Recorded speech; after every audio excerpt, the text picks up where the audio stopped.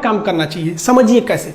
देखिए चाइना जो है ना मैन्युफैक्चरिंग हब है, पूरी दुनिया वहीं सामान बनाती है क्योंकि वो थोड़ा सस्ता पड़ता है। उसके यहाँ लेबर सस्ते हैं, एकदम टाइम पे आ जाते हैं, कोई लेबर का सुनता नहीं है, हर चीज़ है, जिस वजह से उसका सामान सस्ता पड़ता है। और वो मास प्रोडक्शन करता है, थोड़ा सा नहीं बनाता है, एक ही बार 1 करोड़ बना देगा। अब आप इतनी सा सब्जी बनाइए, ये इतना बनाइए, जानते हैं ज़्यादा बनाने में खर्च कम आता है, इसलिए चाइना का प्रोडक्ट बहुत सस्ता होता है। ये जो टेम्पर ग्लास हम लोग मोबाइल पे लगाते हैं ना, चाइना पे 3 रुपया में पड़ता है। 31% टैक्स जोड़कर और जो पूरा ट्रांसपोर्ट का खर्चा जोड़कर हमको वो जो टेम्पर ग्लास पड़ता है 4.5 रुपया में पड़ता है। 45 रुपया नहीं दिखा है, 4.5 रुपया में टेम्पर ग्लास पड़ता है, जिसको आप लोग दिल्ली मुंबई में 10 रुपया से 40 रुपया में लगवाते हैं। अब बताइए इतना सस्ता है तो हम कैसे रोक सकते हैं उसको।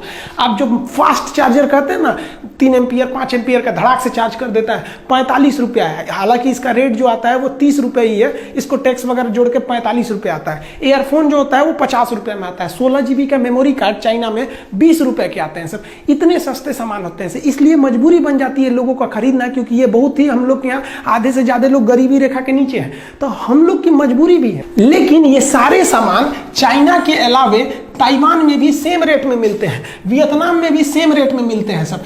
तो हम लोग क्यों ना फिलहाल सब्स्टिट्यूट के रूप में हम लोग ताइवान से खरीदें, ताइवान से, वियतनाम से। ये दोनों चाइना के दुश्मन हैं, इससे हमारा 2 फायदा होगा। चाइना से हमको आयात में भी घट जाएगा और हमको सेम रेट पे सामान चाइना के दुश्मनों से मिलेगा। ये शक्तिशाली होंगे, हमारे लिए अच्छा है। खिलौनों के मामले में चाइना पूरी दुनिया में जाइंट है। चाइना में 8 रुपए से खिलौने चालू हो जाते हैं, 8 रुपए में। पूरी दुनिया में जो सोलर पैनल दिया जा रहा है ना, वो चाइना से आता है। हिंदुस्तान में 70% सोलर पैनल चाइना से आयात हो रहे हैं, हमारे यहाँ नहीं बनते। जबकि भारत का शक्ति स्थला दक्षिण भारत में, दुनिया भर का केरल और गुजरात में जो पावर प्लांट लग रहा है सोलर प्लांट से, वो चाइना से आयात हो रहा है। हमारे जो लौह पुरुष थे, स्टैच्यू ऑफ यूनिटी, उनके लिए भी जो स्ट्रक्चर बना था वो चाइना से ही बना था। इतना ज्यादा वो मैन्युफैक्चरिंग हब बन गया, इतनी आराम से नहीं हटेगा। उसको हम लोग को बढ़िया से घेरना पड़ेगा, माइंड गेम से मारना पड़ेगा। समझिए कैसे। देखिए कंप्यूटर और मोबाइल की दुनिया में चाइना जो है एकदम कब्जा करके बैठा है। चाइना में जो है वो कंप्यूटर मोबाइल बहुत ही बड़े पैमाने पर मैन्युफैक्चर किए जा रहे हैं।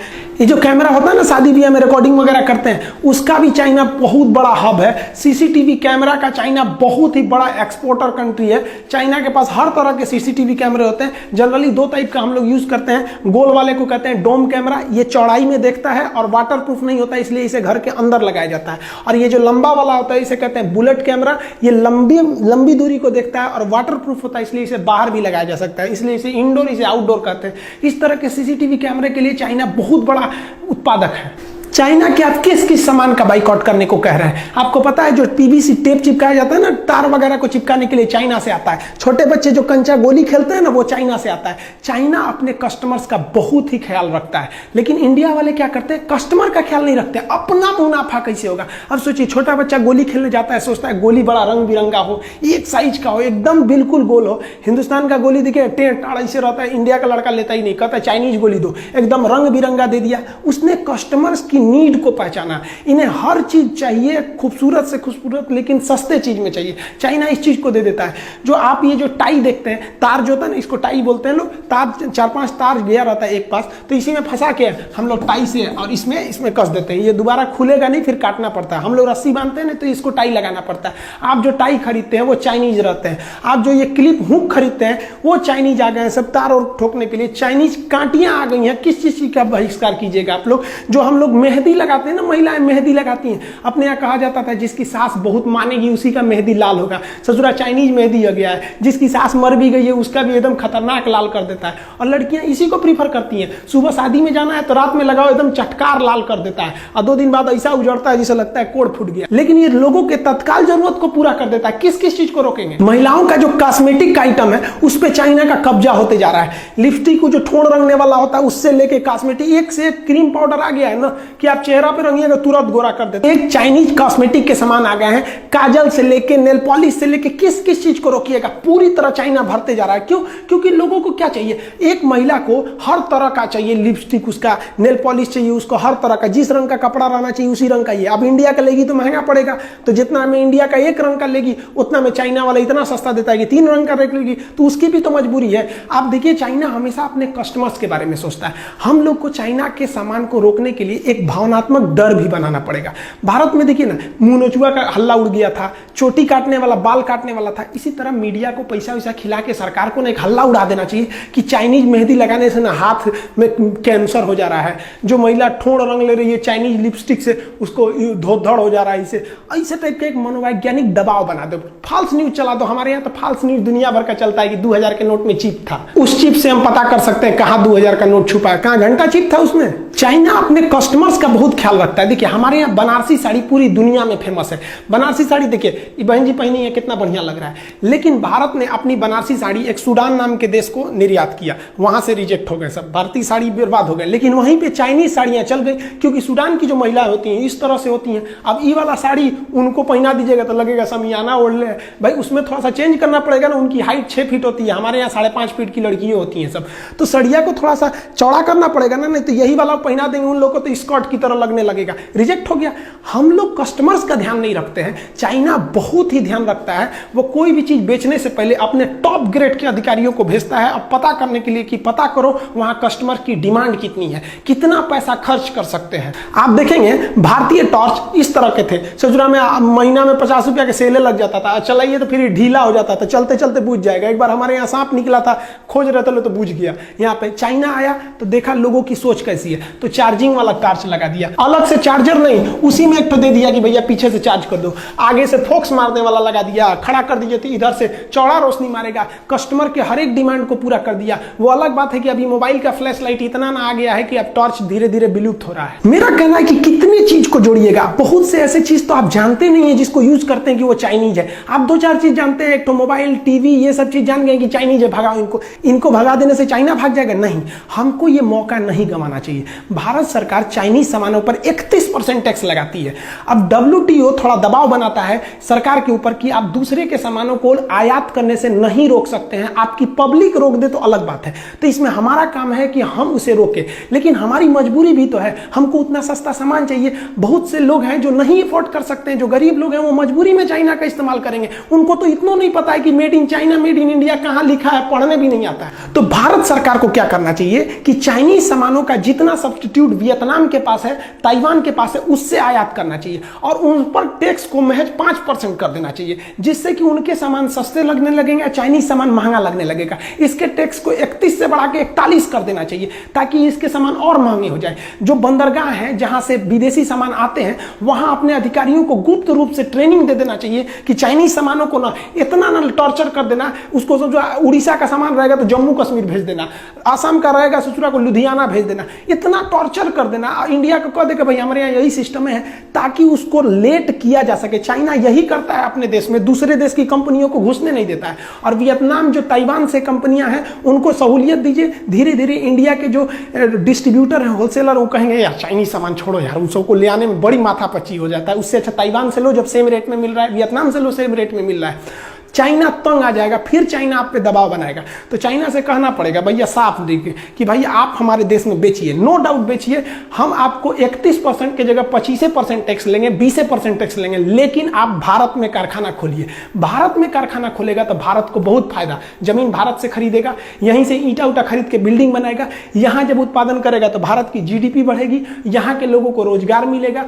क्या अपने यहाँ से मजदूर को थोड़ी लाएगा, ले आ दिया तो और फायदा। क्यों? क्योंकि जब आप देखिए पटना में लड़के पढ़ने जाते हैं, दिल्ली में पढ़ने जाते हैं, तो बाहर से जैसे लड़के आते हैं ना, तो वहां का मकान मालिक राजा हो जाता है कमा के, वहां दुकानदार, सबको फायदा हो जाता है। तो और अच्छा है ससुरा, चाइना से लोग आओ यहाँ पर, यहीं के सामान खरीदोगे, यहीं पे घूमो फिरोगे, और फायदा हो जाएगा। तो रोजगार वो यहीं से देगा, तो हमको और फायदा हो गया कि रोजगार मिल गया। और रोजगार जब मिलेगा तो हिंदुस्तान के लोग काम करने जाएंगे, तो उसकी टेक्नोलॉजी सीख लेंगे। हमारे यहाँ देखते हैं कोई हीरो होंडा की कंपनी में गैरेज में काम कर रहा था, 2 साल काम करके छोड़ा, अपना गैरेज खोल दिया, बहुत अच्छा है। चाइनीज कंपनी में काम किया, 2 साल काम करने के बाद अपना कंपनी खोल दिया। धीरे धीरे ऐसी टेक्नोलॉजी आएगी, चाइना ऐसे ही चुरा के लाया है अमेरिका से। इससे भारत के युवाओं में एक स्किल डेवलपमेंट होगा, और ये भारत की सबसे बड़ी कमी है। मान के चलिए कि किसी लड़के को वेल्डिंग सीखना है तो ITI में जाएगा, नहीं तो किसी वेल्डर के पीछे हेल्पर बनेगा। कोई ऐसी संस्था है जो केवल डेडिकेटेड हो वेल्डिंग सिखाने के लिए कि हाँ भैया आइए 1 महीना में हम आपको सिखा देंगे, आपको वेल्डिंग का सर्टिफिकेट देंगे? नहीं, उसके लिए 75 गो नियम कानून है। चाइना में ऐसा नहीं है, आपको जिस चीज का स्पेशलिस्ट बनना है आप वहां जाइए। लेकिन भारत में अगर आपको स्पेशलिस्ट बनना है तो या तो कॉलेज में जाइए, अगर अनपढ़ है मजदूर टाइप के हैं तो किसी किसी के पीछे हेल्पर लगिए 2 साल तक, अब धीरे धीरे सीखिए। लेकिन चाइना ने क्या किया, एकदम स्किल्ड कर दिया। किसी को पेंटिंग सीखना है, उसका एक तो कॉलेज है भैया, इसमें आइए 1 महीना में पेंटिंग सिखा के भेज देगा, सर्टिफिकेट केवल पेंटिंग का। हमारे यहाँ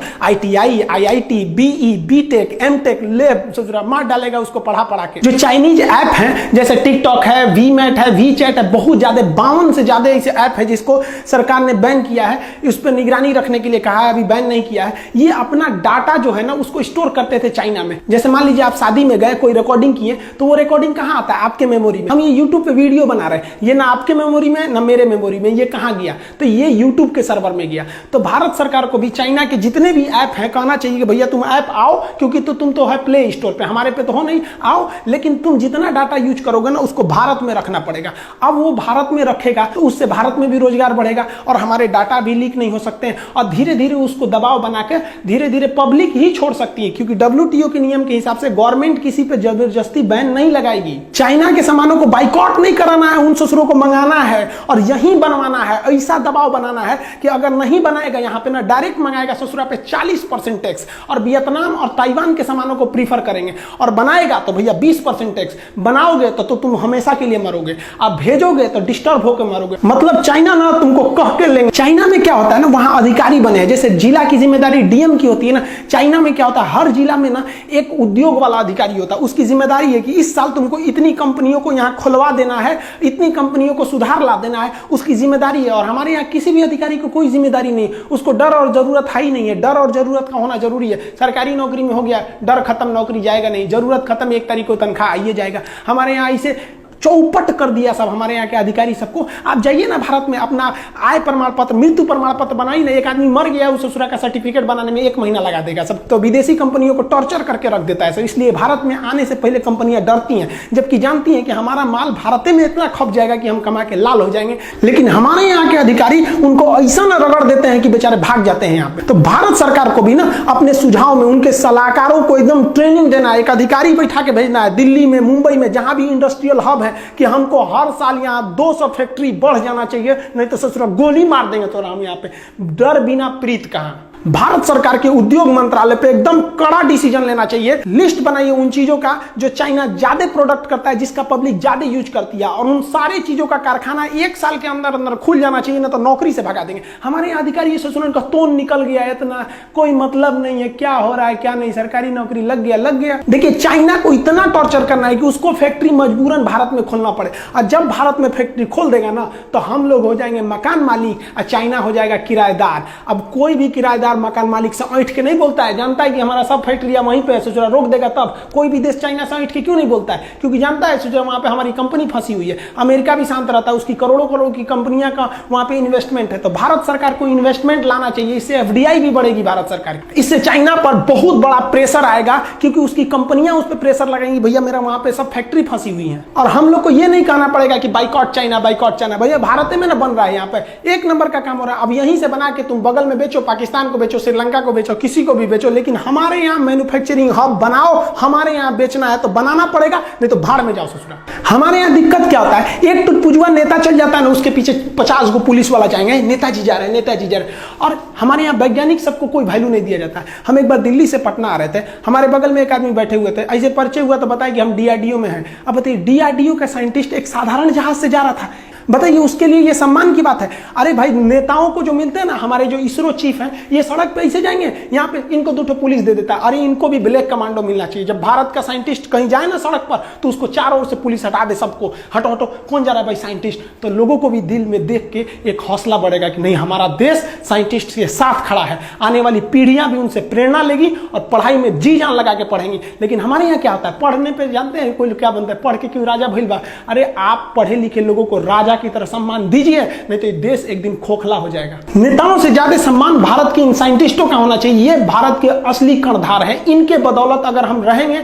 इनका सम्मान करेंगे, तो एक दिन सच में ये भारत को सोने की चिड़िया बना देंगे। आपने कभी सोचा कि भारत के बड़े बड़े IIT इंजीनियर क्यों भारत छोड़ के चले गए? क्योंकि उनको वहां बेहतर प्लेसमेंट मिलता है, बेहतर जॉब मिलता है। हमारे यहाँ क्या मिलता है, इन लोग को नेताओं के दल्ला बना के रख देते हैं लोग। कभी कोई टेंडर में इनको फंसा देगा, कहीं भी किसी न किसी चीज में फंसा देगा, अगर इन नेताओं की बात नहीं सुनेंगे तो। आपको पता पता है आरबीआई के गवर्नर रघुराम राजन जी इतने बेहतरीन इंसान, आरबीआई की जब ये रिटायरमेंट हुए तो ये अमेरिका में जाके प्रोफेसर हुए। सोचिए इनसे पढ़ा हुआ लड़का कितना आगे जाएगा। हम अपने देश को धीरे धीरे खोखला करते जा रहे हैं। ये एक तत्काल रिजल्ट होता है कि चाइनीज के सामानों को बाइकआउट कर दो, ये बहुत लंबा पीरियड तक ये नहीं चलेगा।